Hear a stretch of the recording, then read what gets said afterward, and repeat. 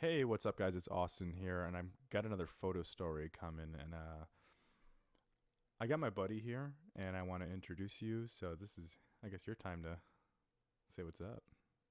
Hey, I'm Patrick. I know Austin from college.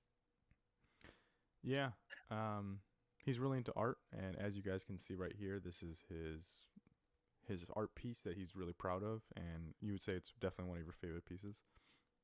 Yeah, I wouldn't say it's like my best piece, but I think for like my sense of humor and stuff, it's something that I was like poking fun at when the Essential meme came out, and I thought that was kind of cool.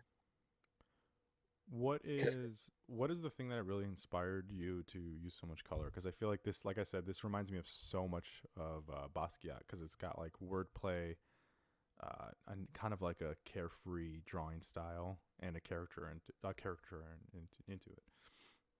um, I would say Basquiat is a good influence. I'm also like really into graffiti art, so I think I just kind of like roll with it. If I have like a couple colors I like to use, if you look at my art, it's like really dependent on how I feel. So I try to express that, and then it so happened like when I was doing it, I was looking at one of those RC colas, and they have like the little crown. Mm-hmm. So like I kind of took away from Basquiat, like he would do the crown and stuff. So I guess it's kind of like a tribute to him a little bit. So It's definitely good. So what I yeah, and you can definitely see it, and I think that's what I personally really enjoy it. What made you choose the words you chose though with that one?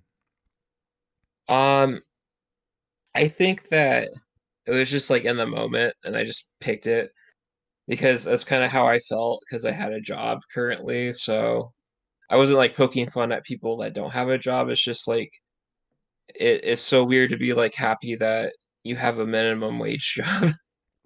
And it's like, a lot of people got laid off and stuff. Yeah, And I guess it's kind of like an oxymoron kind of thing, you know? yeah, I can I get what you mean. I think the cool thing is how much color you use. I think that that's something that's very interesting. A lot of people try to stick to color specific type of thing, but you just were like, "No, let's make this a rainbow." Yeah. And I think that, that's like probably the driving thing for me is like I'm not afraid to like try new stuff. Sometimes it's like I like lose control when I'm doing it. So I try to reel myself back. This is one of the ones where I felt like there was like enough control mixed with me just having fun. Hmm. So that's why I like it. Yeah, Because like I can see I that. think one of the cool parts is like I use Sharpies and stuff, and then I use like these um like they're like paint sticks. Okay. So they're like easy to apply and stuff, but like the whole point, I was trying to do like art on a budget. So like if you ever were interested in like what supplies I use, I would like tell you because like pretty cost effective if you just want to do some pieces. Hmm. Because my main focus was trying to like do it to see like how good I can make it on that budget kind of thing. So I feel like really comfortable with like the mediums I'm using. Have you ever considered using spray paint? I'm only saying that because of the graffiti influence. I've thought about it. I think if I ever did do like graffiti art, I would probably not use spray paint, but I would use like mops and stuff. So like the ink. Yeah. And I think I really like the aesthetic of like the dripping. So like with the words, I think that would like look really cool if I did like one of my character drawings or something. Yeah, So I myself have done graffiti like out like actually in the streets, and I it was there's like cost effective ways to make mops too. Like literally it's like shady. It's like you break up 5 pens, put them in a glue stick, replace where the glue stick would normally go with a cotton ball, and yeah, you have the grimiest mop in the world. But it just sticks, and you also have to put alcohol with the paint. And it's amazing yeah, that something like that can just permanently stick onto a surface. I think that that's the cool part. I like the idea of something that you're doing that just sticks and it's like so like opaque. So like I like the thick kind of pigment stuff. So like Mm, if I did like a black, I like it to cover something. Cause like I might do something and then I want to cover it up later. mm-hmm. So like that's why I like acrylic paint a lot. And those tempera paint sticks are kind of like the same way. Like the ones I was using were like a really thick pigment color. So like if I did a line or something, I could go back over with maybe like a darker color. So like they're pretty forgiving. And that's pretty good for like because graffiti may have like a grunginess to it, but the reality is sometimes you do want something aesthetically to look the way you want it to look. And so when you have the ability to go over it, especially with those harsh black lines you see here, I mean, it's a beauty. And then that's what I like about the way you use your black. You don't go I'm just going to use like mostly black. I'm just going to like really use the black as a highlight more than a focus. And I don't know. I don't know if that's what you were going for, but that's something I definitely see. Yeah, I want to get better at doing like more like line work. So that would probably be my biggest focus moving forward. I think that I like how some of my stuff is like kind of messy, and you see like there's a control and contrast between like losing control. But that would be like a level up moment for me as an artist if I can get to that point where I could just you could see that it was intended to look that way. Yeah. Sometimes it just happens, and I'm just like, oh, that looks pretty cool. And that's a lot of my art. It's like I might just start drawing with a Sharpie. Like I use a chisel tip as Oh. like Mm-hmm. I'll draw like that outline and then I'll go back in and fill it out. But there's like better ways to do it where you could do like I was looking at one of my friends and she does like she does a lot of the color stuff I do, Mm-hmm. but she uses water paint. No, yeah, water paint. Yeah, isn't that right? Yeah. So maybe it's a little softer then. So when she uses like a marker or something, it'll really be harsh. Yeah, and then um when she does like her I forget what the term is. Like she'll do like parts of it where it's just like a wash and like E says like lighter, but you can do like a wash with like maybe two or three strokes with like a fan brush Mm-hmm. and you can make kind of the shape that you want. So like I was messing around with acrylic, I mean not acrylic, water paints because it's like you have a lot more freedom, but it's more like time consuming because you Mm-hmm. have to like let it dry.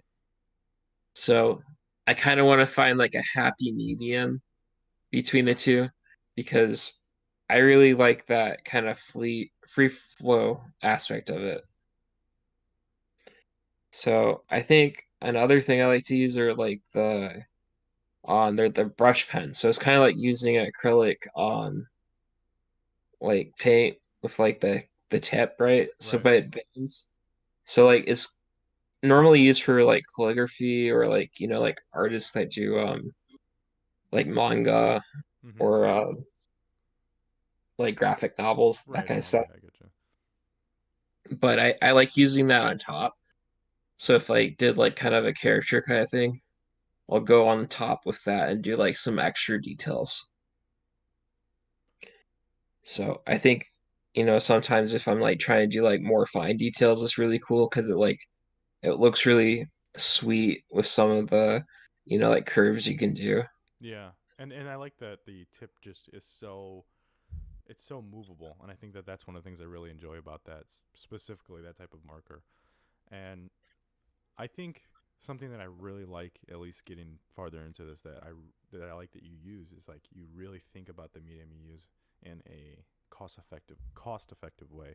Because I think a lot of people maybe they've got money and they can just afford Montana gold spray paint and you know gold acrylic. You know what I mean? Like Yeah, $4 tubes. Not everyone can do that. You know what I mean? Like that's a reality, and I like that you're giving people the option to find cheaper alternatives. yeah, and I think that the cool part about, a lot of like this stuff I've gotten over time is like I really found out that there's times to buy supplies. Like, at Michael's they'll have like sales and stuff Mm-hmm. where it's like half off, and then sometimes like the coupons will stack. And I think there's no problem with like buying things slowly because like I've always been like an all or nothing person with like when I buy stuff. Hmm. But with this, I've like slowly acquired it and I only like replace it when I need to. And like a lot of the like tempura paints, like they'll last me for about 20 drawings. So like Wow. I'm only spending about like $10 for a set, which comes in like I think like 12 to 14. And then I'll get like one book, right? That has like 52 um like pages and I use like a mixed media one and Hmm. they cost normally like $20. So from when I started, I didn't have like anything for like a portfolio, but now I have like almost 6 books like with the 52 um individual pages almost finished. Damn. Like most of them are like under drawings though, so like I have about two or three that are filled with drawings where I colored them in. And then I have like four more books where I did like under drawings with like Sharpie and stuff. And those are like I think like 24 pages. So like I got really on a roll and I think that, like that whole consistency thing is like a big deal for like you'll slowly get better. And like there's days where I hate everything that I do, but Instagram has been like a platform for me to like post something regardless if I don't necessarily like it or not. So it kind of almost gives you the confidence that, you know what, maybe today I posted something I didn't necessarily like, but tomorrow's a new day, it sounds like. Yeah, and I'm not saying like I'm necessarily posting stuff that I want people to like. It's more like I'm doing it for myself, and if you like it, that's really cool. Because like there's been posts that I've done that I really like, but not everybody else has like necessarily felt the same way that I did. I love your And it's like, characters. I think that that's where you really have a something that highlights when I look at your Instagram personally. I'm just like, man, his characters are just so cool. Like you'll go from like a clown to a monster to like someone with a gas mask. Like I think that that's what's really so cool about you because your characters are your imagination ultimately, and I think that that's where I finally get like I get to pick your brain a little bit when I see your characters. thanks. I have a like I'll start something, I'm thinking about it and I'll draw a clown. And then sometimes like if you go through there's like two pictures of Shrek and I like really like memes and stuff, so Yeah, it it's like really random and that's just my personality. Like you know me, I'm just like yeah. I'm all over the place, so All right. I Well, I think think that that's a really good thing for this photo story and a lot of inspiration, and people will actually get to see, where you get your inspiration from. We definitely got to have you on here again. yeah, thanks for having me on. I had No a good problem. Make sure to conversation. plug. What's your Instagram name? It's at skeptical neat. Sounds good. Make sure to follow him, guys. All right. See you later. Yep.